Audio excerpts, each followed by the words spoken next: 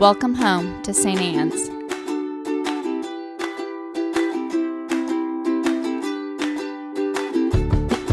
We want you to know that you're welcome to join us at 10 a.m. on Sundays. Please be sure to hit subscribe to receive our sermons. We can't wait to meet you. Good morning.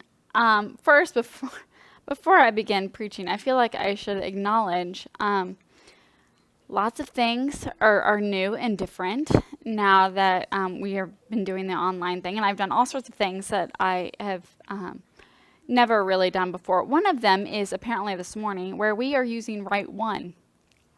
Heyo! So you'll notice that some of the responses are different, and you'll also notice the Eucharistic prayer is different. And I would like to use this as a learning opportunity, because many churches still use Rite One for an early service. And it's poetic. It is incredibly beautiful. But you'll notice that the theology in it is a little bit different from the theology that we use with Rite Two.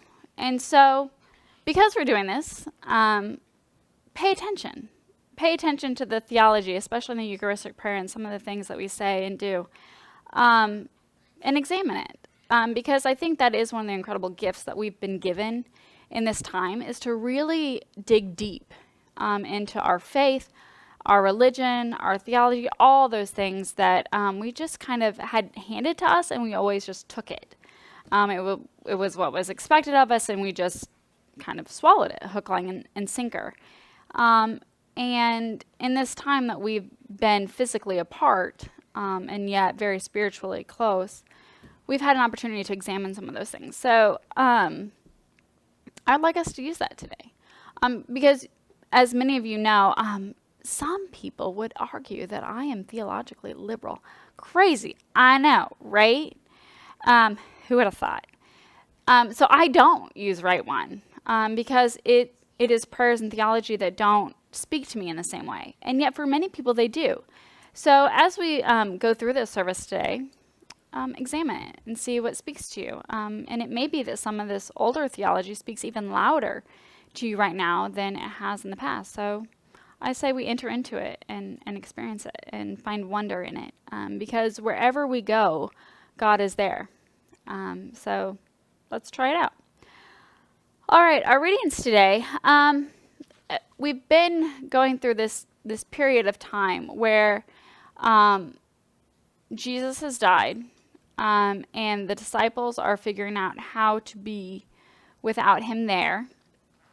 And today we are going through what's called the Ascension Day readings. So this time, because Jesus has returned, because I don't know if you've read the end of the book, but he dies, yes, but then he's raised again. I know, and we build an entire faith about it. It's wild. So he comes back to them for a little while, and they get kind of a soft start, if you will. He comes back as the resurrected Christ, and he gets them ready a little bit. So they've gotten to see him. So like I said, they have kind of a soft start into how to be the Christian church. And so here we have these readings about what now? What now? And I love some of the words that we get today. And one is I love the disciples are going, because Jesus is ascending, right? And that's not something you see every day. So they're gaping and gawking, right? Because Jesus is ascending. And I love what these angels say to them. What are you staring at? What are you looking at? Get back to work. I mean, that's really what they say to them. And the disciples are like, oh yeah, we should. We should, now that Jesus has ascended, and we are Christ in the world now, let's get back to work. And that's what they do. And our gospel is a prayer that Jesus offers to the disciples and indeed to us, because we are the church after Christ is ascended. And Jesus knows that it's not going to be easy. Jesus knows that in a time of trauma, in a time of big shifts and big changes, one of two things will happen.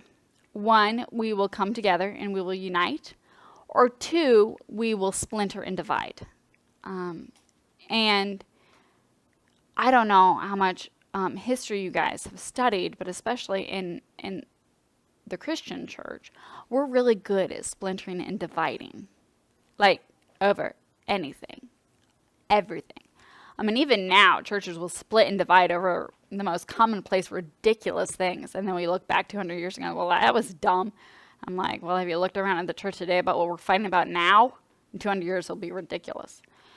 So Jesus knows that this is going to happen. He knows that there's a lot of stress on these disciples, and there's going to be a lot of confusion, a lot of chaos.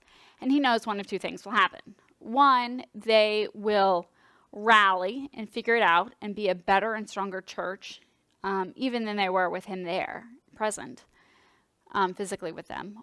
Or they will splinter and they will divide and the church will die. And so he prays for us.